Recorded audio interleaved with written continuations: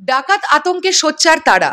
বন্ধুরা, এক্ষুনি channel I এর তরফ থেকে একটি নিউজ দেখলাম এবং যেখানে এই নিউজটার যেটা হেডলাইন করা হয়েছে সেটাই আপনাদের পড়ে শোনালাম। এবং এখানে আমরা বেশ কিছু অভিনেতা অভিনেত্রীদের দেখতে পাচ্ছি, যাদের হাতে কিন্তু আমরা দেখতে পাচ্ছি কারোর হাতে লাঠি, কারোর হাতে দা বা কাটারি বা বঁটি, এই বিষয়গুলো দেখতে পাচ্ছি। তো দেখি, ডাকাত আতঙ্ক বিষয়টা তো বুঝলাম, এরপরে ভেতরে কি লেখা আছে সেটা আমাদের একটু পড়তে হবে। ছাত্র জনতার অভ্যুত্থানে প্রধানমন্ত্রীর পদ থেকে শেখ হাসিনার পদত্যাগের পর ঢাকার থানাগুলো পুলিশ শূন্য। তাদের অনুপস্থিতির সুযোগে প্রতিনিয়তই খবর আসছে ছিনতাই এবং ডাকাতির। এ নিয়ে মানুষের মধ্যে আতঙ্ক বিরাজ করছে। দ্রুত আইন শৃঙ্খলা পরিস্থিতি স্বাভাবিক করার দাবি জানানোর পাশাপাশি নিজেরাই উদ্যোগী হয়ে নিজ নিজ এলাকা পাহারায় নেমেছেন রাজধানীবাসী। ডাকাতি ঠেকাতে সাধারণ মানুষের পাশাপাশি রাস্তায় নেমেছেন তারকারাও। বুধবার দিবাগত রাতে ঢাকার বিভিন্ন অঞ্চলে ডাকাতির খবর পাওয়া যায়।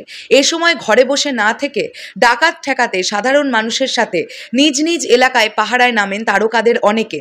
সামাজিক যোগাযোগ মাধ্যমে সে খবর জানিয়ে বাকিদেরও সোচ্চার থাকার আহ্বান জানাতে দেখা যায় অনেককে। এ সময় দর্শকপ্রিয় অভিনেত্রী জাকিয়া বাড়ি মম ফেসবুকে স্ট্যাটাসে সবার উদ্দেশ্যে লেখেন, যার যা আছে তা নিয়ে তৈরি থাকুন ডাকাত নিধনের জন্য। এই পরিস্থিতিতে দা বটি হাতে রাস্তায় নামতে দেখা গেছে অভিনেত্রী আজমেরি হক বাঁধনকেও।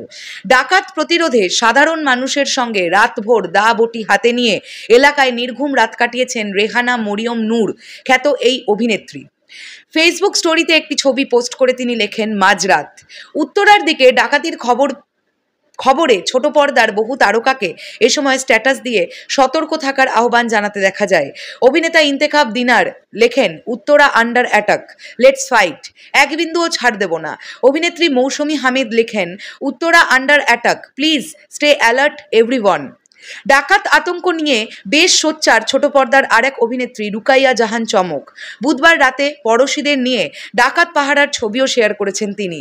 পরে নিজ মহল্লায় ডাকাত পড়ার খবরে এসেছেন ফেসবুক লাইভে। বিরক্তি প্রকাশ করে অভিনেত্রীকে এ সময় বলতে শোনা যায়, আজকে পুরো এলাকার প্রত্যেকটা মানুষ রাস্তায়, কেউই ঘুমোতে পারছে না। আমরা আগে থেকেই টহল দিচ্ছিলাম পুরো উত্তরাতে।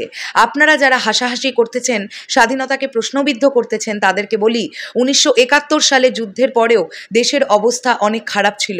প্রশাসন অ্যাক্টিভ হতে, সব কিছু ঠিকঠাকভাবে কন্ট্রোলে আনতে একটু সময় লাগে। এ সময় দেশে অরাজকতা তৈরি না করে সবার সাথে দেশের জন্য কাজ করার আহ্বান জানান তিনি। এই পুরো বিষয়টাকে নিয়ে আপনাদের কি বক্তব্য সেটা অবশ্যই কমেন্ট বক্সে লিখতে পারেন। আপনারা কি কেউ এরকম খারাপ পরিস্থিতির সম্মুখীন হয়েছেন, অর্থাৎ চোখের সামনে কিছু ঘটতে দেখেছেন, বা আপনাদের বাড়িতে কি কিছু খারাপ জিনিস ঘটেছে, সেটা কমেন্ট বক্সে জানাতে পারেন। শেষ করলাম ভিডিওটি এতক্ষণ ধরে দেখার জন্য অসংখ্য ধন্যবাদ।